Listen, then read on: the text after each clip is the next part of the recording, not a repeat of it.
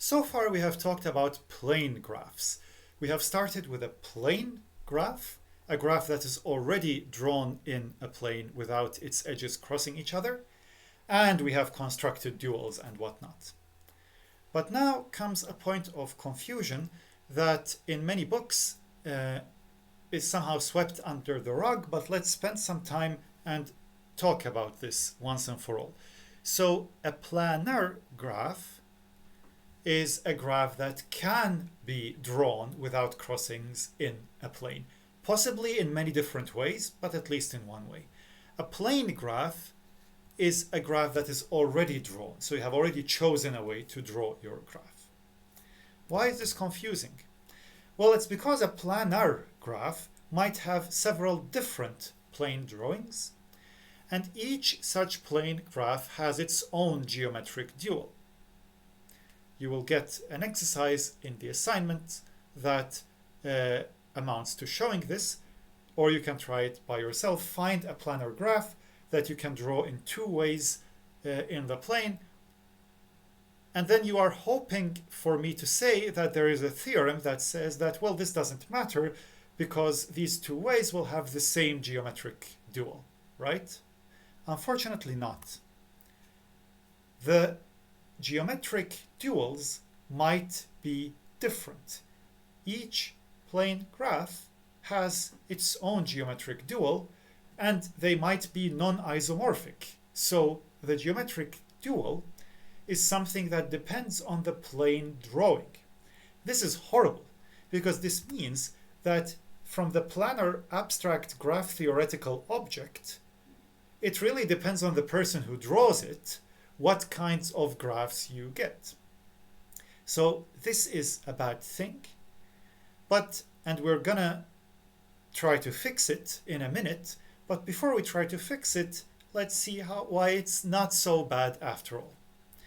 So some things can still be said despite this horrendous drawback. And one thing is the following.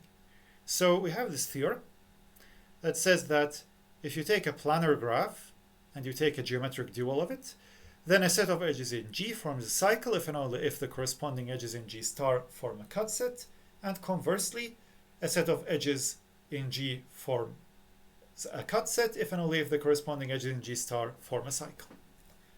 But didn't we just have this theorem?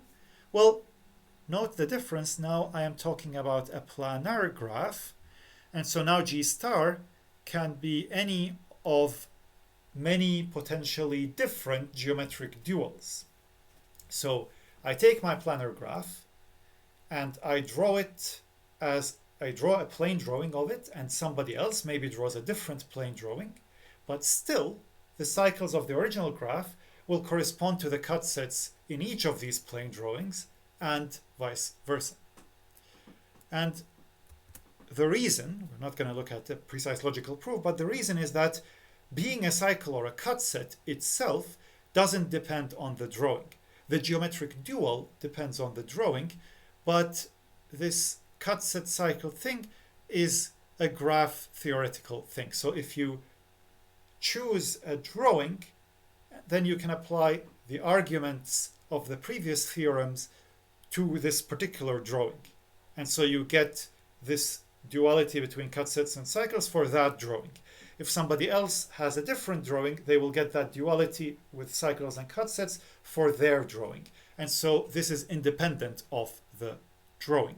But of course, the exact look of the cycles and cut sets that correspond to each other might differ.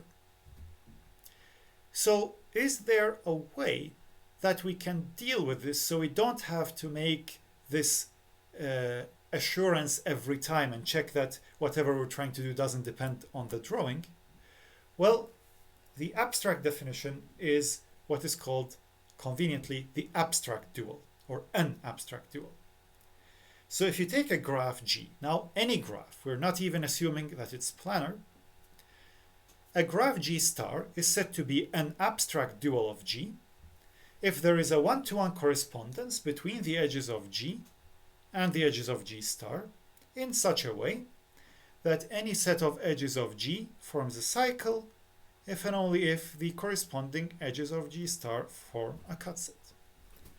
This is inspired by the theorem above, and now we take this as a definition of the abstract dual, or an abstract dual, I should say. So this definition does not require anything, and it doesn't state any existence. So it doesn't say that any graph must have a unique abstract dual. Perhaps worse, it doesn't even say if we can always draw an abstract dual. Maybe some graphs do not have an abstract dual. But if it exists, then this is the property that it should satisfy, and there might exist several different ones. So first of all, we need to ascertain that this notion of duality deserves its name.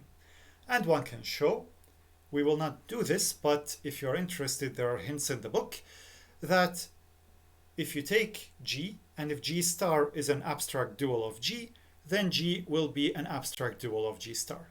So remember, being an abstract dual is that there is a one-to-one correspondence between the edges, so that cycles correspond to cut sets. And what this theorem says is that if cycles of the original graph correspond to cut sets of any of its abstract duals, then cut sets of the original graph correspond to cycles of any abstract dual. So let's look at some examples of these abstract duals.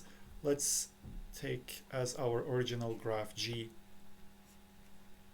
say this graph, and as an abstract dual, I'm just going to do the same as I did with geometric dual, because that gave me precisely this correspondence between cut sets and edges.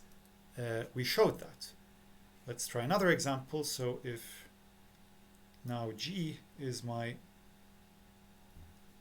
triple edge graph like that, then G star has these vertices and is my triangle like that. So now we see this dual of the dual is the graph itself. But this also gives us an idea that if we already start with a graph that we are fortunate enough to know it's planar, then what do we do? Draw a plane drawing of it, whichever you like, might be different, but take any plane drawing and construct in the geometric way the geometric dual of that plane drawing. Then we have proved that the geometric dual satisfies this cut sets and cycles correspond to each other property. So this will be true, and it will satisfy the definition of the abstract dual. So for any planar graph, any geometric dual, the geometric dual of any of its plane drawings, serves as an abstract dual. So this is already better than we were before. So now we know that we have this gadget, the abstract dual, and if our graph is planar, then we can always construct such a dual. We might be able to construct several different ones, but at least one. So we know that the dual exists for these planar graphs. And we can construct it in a geometric way. Maybe we can construct several ones again, but at least there exists an abstract dual. What about non-planar graphs? How do we go about when constructing abstract duals of those? Do they even have abstract duals? Well, let's start with our favorite non-planar graphs and the ones that are the root to all evil, namely K5 and K33.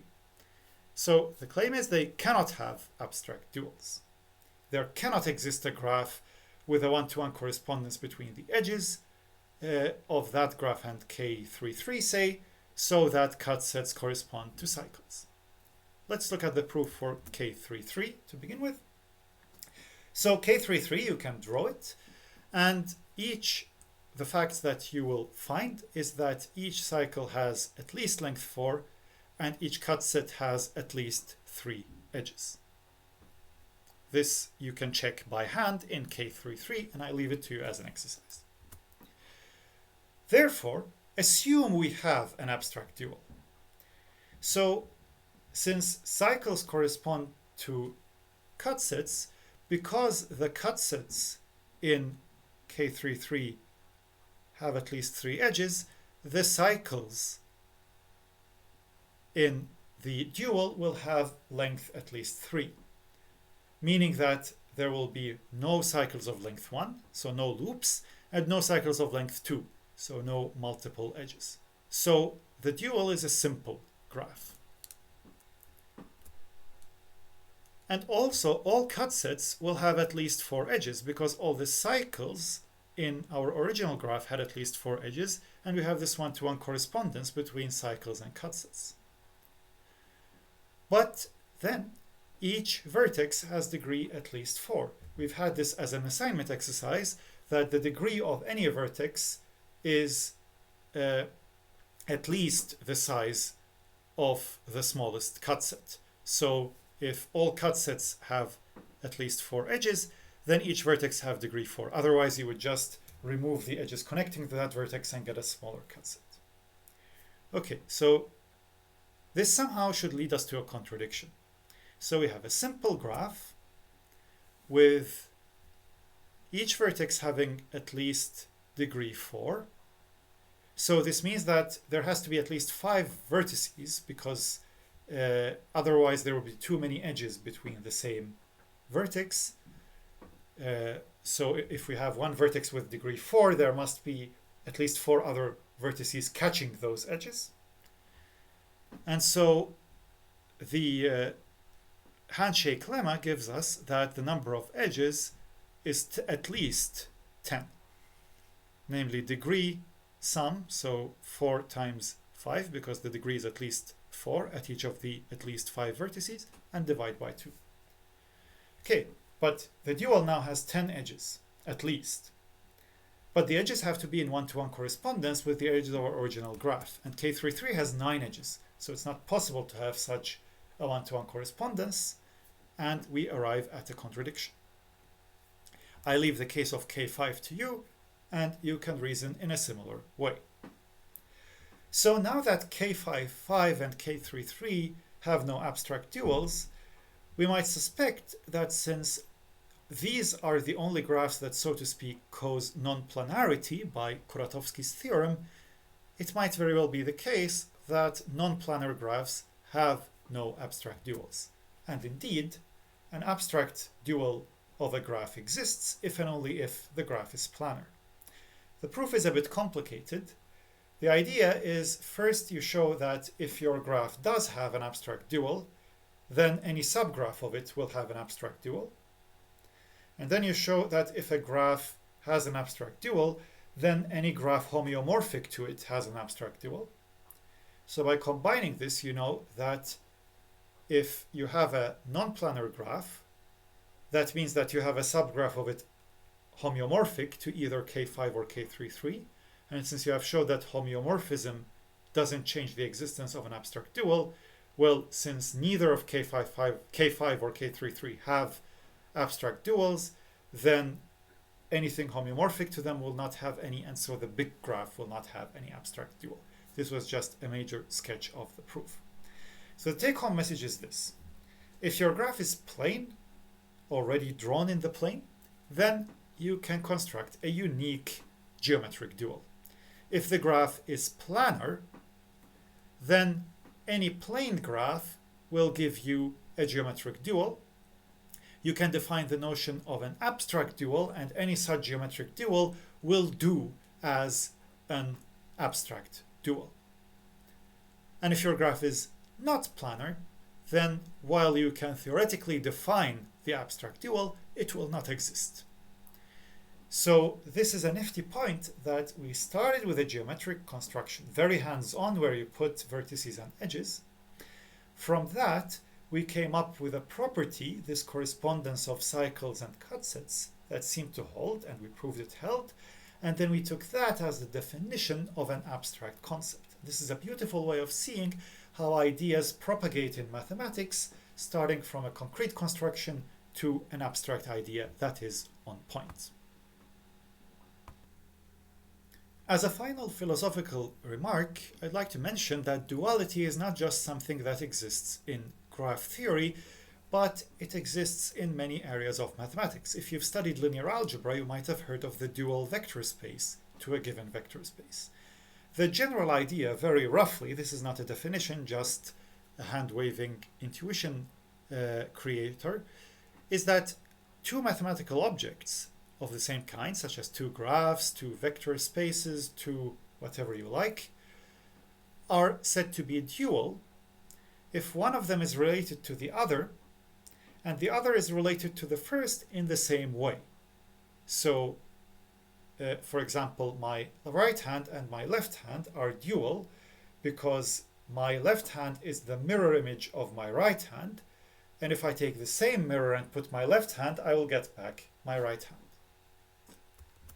Often, this is obtained, the dual is obtained from A by performing some procedure, such as mirroring, or in the case of geometric dual, picking vertices and faces and so on.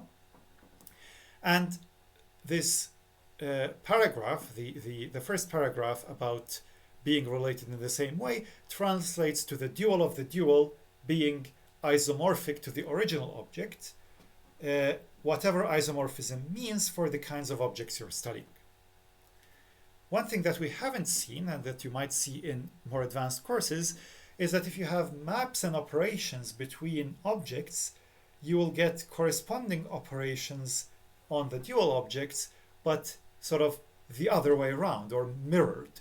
So there is some deep sense to the idea that duality is some sort of mirror imagery. If you are more interested in that, you can take courses in algebra and see more of this concept in those courses. But we will stop here with this general remark and what we have learned so far about duality for graphs.